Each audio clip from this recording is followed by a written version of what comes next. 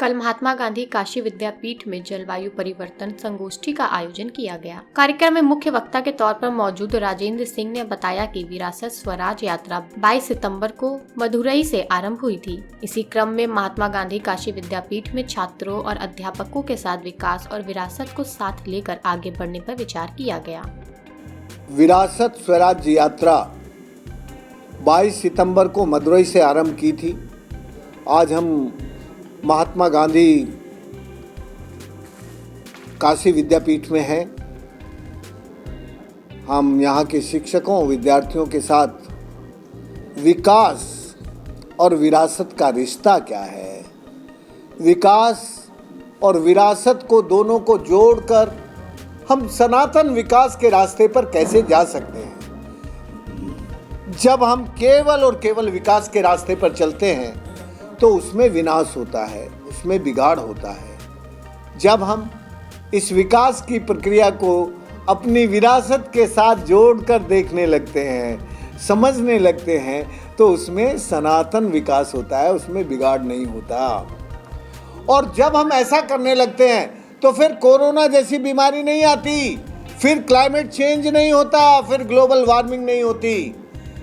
ये जो कोरोना नाम का वायरस है, ये नया वायरस नहीं है।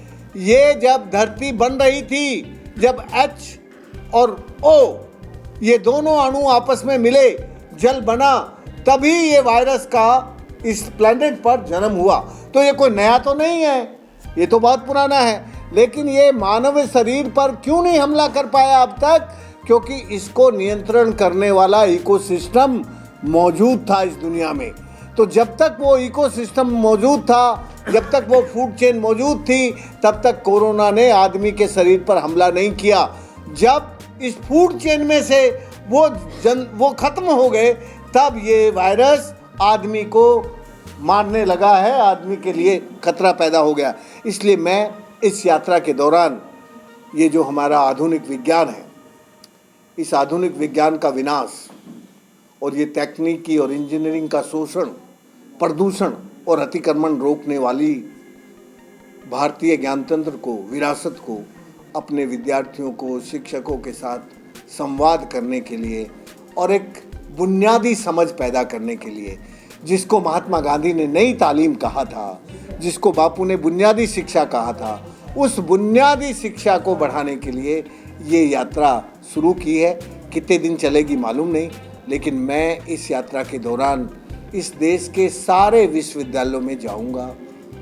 एक बार दो बार, जैसे आज बनारस आया, मुझे आज जल्दी जाना है तो मैं BHU में नहीं जा सकूंगा, फिर आऊँगा उसके लिए। लेकिन हमारी इच्छा ये है कि हम भारत के सारे विश्वविद्यालयों में कम से कम एक दो दो शिक्षक को तो ये समझा सकें कि तुम जो ये पढ़ा रहे हो, ये लाभ की शिक्षा है। लाभ की शिक्षा से दुनिया ठीक नहीं होगी। ऐसे ज्ञान की, ऐसी विद्या सिखानी पड़ेगी जिसमें प्रकृति का बिगाड़ ना होता हो, जिसमें धरती को बुखार ना चढ़ता हो, जिसमें मौसम ना बिगड़ता हो, जिसमें जलवायु परिवर्तन ना होता हो, जिससे कोरोना वायरस ना पैदा होता हो। ऐसी शिक्षा क्या होगी?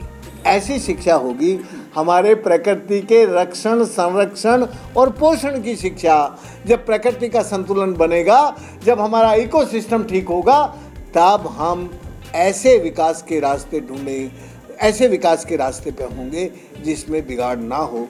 वैसी समझ पैदा करने के लिए, वैसे काम करने के लिए ये यात्रा चल रही है। उसी यात्रा में मैं आज संजय जी के डिपार्टमेंट में आया हूँ और यहाँ के शिक्षकों और विद्यार्थियों के साथ बात कर रहा हूँ। पेश है न्यूज बकेट हिंदी मासिक पत्रिका। पढ़ें इस महीने की पूरी खबर विस्तार से हमारे न्यूज बकेट की मैगजीन में। हमारी ई मैगजीन को मुफ्त में पढ़ने के लिए अभी लॉगिन करें www.newsbucket.in पर। इसके अलावा रोज की ताज़ा खबरों के लिए हमारे YouTube चैनल को तुरंत सब्सक्राइब करें।